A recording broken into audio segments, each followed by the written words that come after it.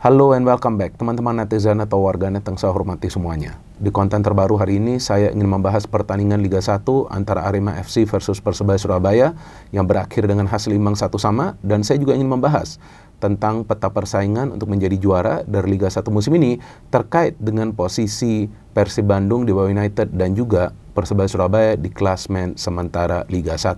Tentu pertama-tama saya ingin membahas pertandingan derby Jawa Timur yang melibatkan dua tim yang mengejar kemenangan karena Arema FC membutuhkan kemenangan untuk memperbaiki posisi mereka di klasmen sementara, sedangkan Persebaya Surabaya juga mengincar kemenangan agar mereka bisa mempertahankan tren positif dengan rekor tidak terkalahkan dalam 5 pertandingan sebelumnya, dan juga tentu dengan kemenangan Persebaya Surabaya akan semakin dekat dengan Persib Bandung. Jadi jika tadi Persebaya Surabaya berhasil meraih kemenangan, teman-teman, berarti selisih poin mereka dengan Persib Bandung akan menjadi 9 poin. Yang artinya secara matematis mereka juga punya peluang untuk menjadi juara karena mereka akan melewati atau naik atau menggeser posisi dari Dewa United di klasmen sementara. Tapi ternyata Persebaya Surabaya gagal meraih kemenangan meskipun secara permainan mereka lebih dominan. Bahkan persentase ball possession mereka lebih tinggi, dan memang dari segi peluang Persebaya Surabaya menciptakan banyak peluang emas yang seharusnya bisa dikonversikan oleh para pemain mereka. Sedangkan Arema FC, pelatih mereka Zé Gomes memilih strategi pragmatis dari awal. Pokoknya menunggu dulu, kemudian bermain counter attack mengandalkan ujung tombak mereka yang namanya Charles Lokolinggoy. Dan memang pertandingan berjalan sangat seru, bahkan saya tidak yakin tadi tim mana yang akan bisa meraih kemenangan karena ya counter to counter lah, ini istilah kerennya. Karena beberapa kali juga Persebaya Surabaya mengandalkan counter attack, tapi memang kelihatan bahwa counter dari Arema FC ini lebih berbahaya. Bahkan Charles saja tuh hampir mencetak gol kan di menit-menit awal jalannya pertandingan. Dan memang para pemain Arema FC paham lah bahwa dari segi materi pemain Persebaya lebih unggul. Dan juga Persebaya punya pemain-pemain yang akan mengandalkan skill individu mereka, sehingga para pemain Arema FC memilih untuk bertahan secara solid. Dan itu yang menyulitkan para pemain Persebaya untuk menciptakan peluang yang berbahaya. Namun di babak pertama mereka mendapatkan serangkaian peluang yang berbahaya. Yang saya kira tuh Catur Pamungkas sudah mencetak gol. Sudah one on one loh dia dengan penjaga gawang Arema FC Lukas, tapi gagal. Bingung sekali saya. Itu sudah one on one. Kemudian Tony Firmansyah juga mendapatkan peluang dari luar kotak penalti, Bruno dari dalam kotak penalti, Tony dapat juga dari dalam kotak penalti. Jadi memang Persebaya ini yang saya melihat dari awal musim, kesulitan mereka adalah untuk melakukan konversi dari peluang-peluang yang mereka ciptakan. Padahal dari segi permainan nih tim bermain sangat baik. Walaupun di awal musim juga mereka sempat bermain pragmatis ya, tapi di putaran kedua lebih ofensif. Maka itu mereka sempat tidak terkalahkan nih dalam beberapa pertandingan terakhir, mulai bisa mencetak gol. Tapi entah mengapa di pertandingan tadi sore, sulit sekali bagi para pemain Persebaya untuk mengambil keputusan pada momen yang pas. Jadi ada momen pada saat bisa saja pemain Persebaya itu syuting, tapi mereka memilih mengoper bola yang bisa diintercept oleh para pemain Arema FC. Dan di babak kedua terlihat para pemain Arema FC lebih berani lah sedikit mengambil inisiatif untuk menyerang. Mungkin memang strateginya seperti itu dari Zé Gomes, tapi dari pelatih Persebaya Paul Monster tetap sama dengan konsepnya ball possession, perlahan-lahan membangun serangan. Tapi beberapa kali counter dari Persebaya di babak kedua ini memang terlihat berbahaya, namun bola itu sulit nyampe. Final pass itu sulit nyampe ke pemain Persebaya lain yang sudah menunggu di kotak penalti pertahanan Arema FC atau di area pertahanan Arema FC. Maka itu beberapa kali counter dari Persebaya yang tampaknya build up-nya sudah bagus, gagal menciptakan hasil, atau artinya ya minimal sebuah peluang yang berbahaya lah, kalau enggak kan gol. Dan ternyata Arema FC yang bisa unggul lebih dulu nih. Saya memang melihat nih Arema FC nih, para pemainnya ngeyel juga mainnya tadi sore. Artinya mereka nggak mau kalah. Padahal sebetulnya mereka juga nggak mungkin bisa menjadi juara kan. Tapi ya ini kan derby Jawa Timur, nggak mungkin dong mereka mau kalah. Jadi memang determinasi mereka luar biasa. Dan akhirnya mereka setelah mendapatkan beberapa peluang yang berbahaya dari Charles juga, itu Charles Lokolinggoy ini luar biasa. Dia diberikan bola dan dia bisa sendirian berkreasi untuk bisa menciptakan peluang. Dan akhirnya dari situasi corner, Charles yang sebetulnya menyundul bola, tapi menyundul bola ke belakang, dan di sana ada Thales. Sayangnya Hernando Ari yang sudah keluar gagal menangkap bola. Nah ini fatal. Karena seharusnya seorang penjaga gawang siapapun itu, kalau udah keluar dari garis gawangnya untuk menangkap bola, seharusnya bisa menangkap bola itu. Kalau enggak akan sangat berbahaya. Dan itu yang terjadi. Thales bisa mencetak gol. Tapi saya sudah feeling bahwa Persebaya akan bisa menyamakan kedudukan karena sudah masuklah banyak pemain ofensif kan. Ada juga bahkan Malik Rizaldi yang masuk, dan Flavio memang di sini saya melihat dia perannya sebetulnya bukan sebagai finisher ya. Dia juga bergerak secara mobile bersama Bruno dan juga Rivera. Jadi ya ini bukan pemain yang menunggu bola di depan. Jadi memang pemain ini terlibat dalam proses membangun serangan. Artinya pada saat ada striker yang terlibat dalam proses membangun serangan, berarti support dari second line itu harus bagus. Tapi dari Persebaya saya tidak melihat support dari second line yang bisa diberikan secara cepat. Jadi pada saat Flavio sudah menguasai bola, second line ini terlambat bergerak. Mungkin karena memang para pemain Persebaya mengandalkan skill individu ya daripada kecepatan. Dan juga mengandalkan passing. Tapi akhirnya mereka bisa mencetak gol dari penalti. Setelah itu Flavio seharusnya itu sudah gol sih, kalau dia tidak di-tackle oleh Julian ya, kalau nggak salah itu ya, Julian ya. Nah kalau dia tidak di-tackle itu sudah gol sih.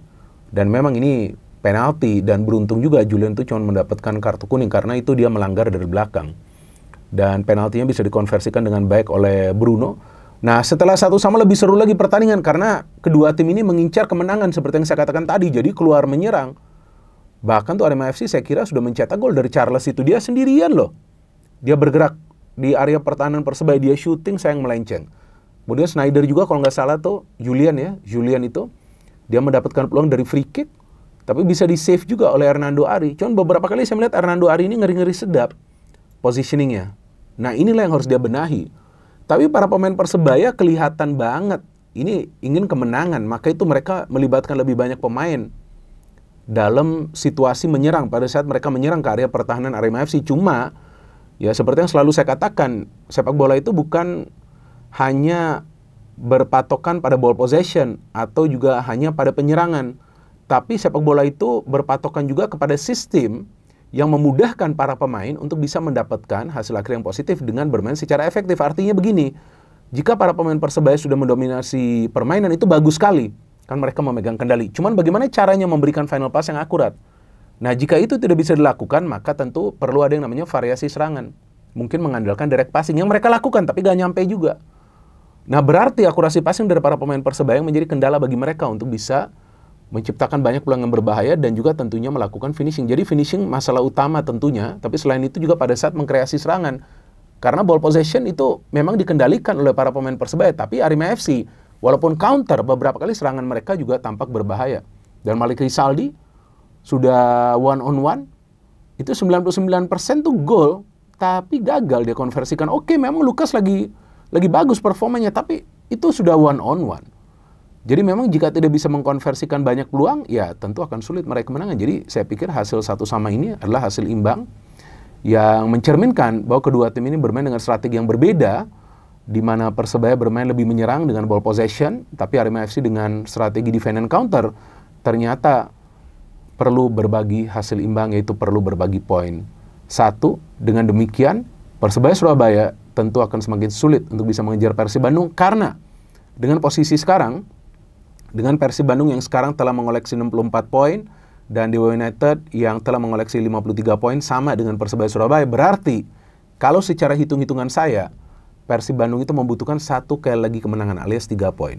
Jadi jika di pertandingan selanjutnya Persib Bandung melawan Malut United menang di kandang Malut, berarti kan poin mereka menjadi berapa tuh? 67, betul kan 67. Dan Dewa United jika menang juga menjadi 56. Tapi selisih poinnya kan masih sama, 11. Sisa 3 pertandingan, maksimal 9 poin yang Dewa United bisa dapat. Dengan catatan Persib kalah terus. Artinya Persib akan menjadi juara jika bisa menang di Malut United. Jika imbang, tetap mereka hanya membutuhkan 2 poin lagi. Jika kalah, tetap mereka hanya membutuhkan 3 poin lagi di pertandingan selanjutnya lawan Barito Putra. Tapi intinya jika Persib bisa menang melawan Malut United, berarti mereka akan menjadi juara dari Liga 1 musim ini, dengan tentu membuat sejarah juga sebagai back-to-back champions. Tapi kan ini hitung-hitungan di atas kertas, segala sesuatunya bisa berubah, bos. Artinya walaupun Persib Bandung itu secara matematis membutuhkan 3 poin untuk bisa menjadi juara, tapi segala sesuatunya perlu dibuktikan di atas lapangan. Nah, yang saya dapat beritanya baru kemarin, saya baru dapat kemarin nih beritanya kemarin sore, bahwa ternyata Ciro Alves sudah berpamitan ya kepada supporter yang hadir di stadion ya, di pertandingan melawan Sleman. Nah, saya baru tahu kemarin sore. Nah, saya juga belum tahu nih kejelasannya, apakah dia akan bermain di sisa pertandingan, karena Ciro adalah pemain yang penting. Tapi saya bertanya kepada salah satu teman saya yang merupakan pelaku di sepak bola Indonesia, artinya dia merupakan salah satu pengurus di salah satu klub di Liga 1. Ini menurut dia, biasanya bisa saja dilakukan adendum dengan sang pemain agar sang pemain tetap bermain sampai akhir musim. Nah, ini saya belum mendapatkan informasinya, tapi Ciro Alves adalah sosok yang penting. Karena walaupun dia tidak banyak mencetak gol, tapi kita lihat dia adalah fighter di atas lapangan. Dan dia juga tidak banyak mencetak gol musim ini karena dia kehilangan partner dia, David da Silva, karena Ciro itu membutuhkan target main di depan untuk juga membuka ruang bagi dia. Tapi Ciro adalah pemain yang penting. Jika dia tidak bermain melawan Malut, ya artinya Boyan Hodak harus mencari alternatif lainnya agar serangan Persib dari sayap itu tetap konsisten. Karena sekarang Beckham sudah bagus mainnya. Ciro juga bagus mainnya, iya kan? Gak egois juga. Jadi harus ada keseimbangan. Nah, itu nanti kita tunggu informasinya seperti apa nanti. Apakah Ciro tetap bermain sampai akhir musim atau memang karena kontraknya berakhir pada tanggal 30 April, berarti dia tidak akan bermain di sisa 4 pertandingan, tapi ya kita tunggu nanti apa kejelasannya tentang Ciro Alves, dan tentu persaingan menuju juara ini akan semakin seru teman-teman, mulai dari akhir pekan nanti, karena Dewa United yang akan bermain lebih awal ya, nanti lawan Barito Putra, kemudian Malut United melawan Persib Bandung. Kita tunggu pertandingan pada tanggal 2 Mei nanti. No hit, no politics, only football, salam sepak bola.